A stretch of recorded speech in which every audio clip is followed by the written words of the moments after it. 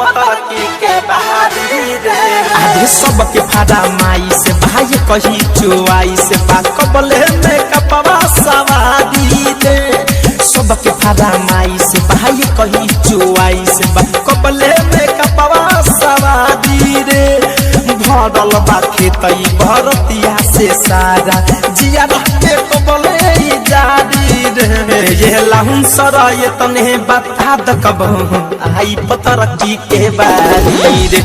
ये लाहुन सराय तने बता द कब आई पतरकी के बारी रे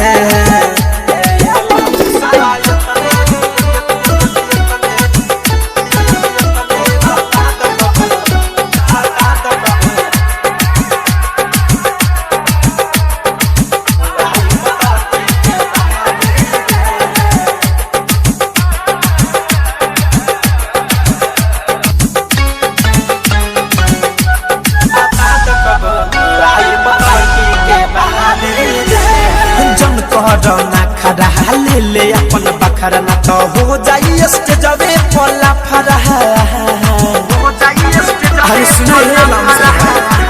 हो जन कहरा ना खड़ा ले ले अपन बखरा ना तो हो जाई स्टेजवे पला फरा हो जाई स्टेजवे पला फरा किया रे भेज पे ना के तू साबी दे ये लाहुन सराय तने बता द कब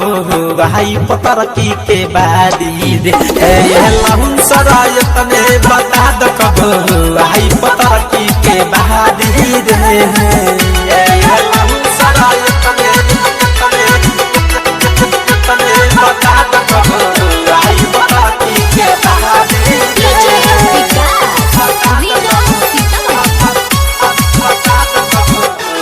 पतरकी के बहादी रे अरे राइटर मिठू मिसाइल बापियल धनंजय तू नलियो बतनले धनंजय तू नलियो बतनले अरे सुना राइटर मिठू मिसाइल बापियल धनंजय तू नलियो बतनले धनंजय तू नलियो बतनले किया ने विवेक बरमी के झाड़ी दे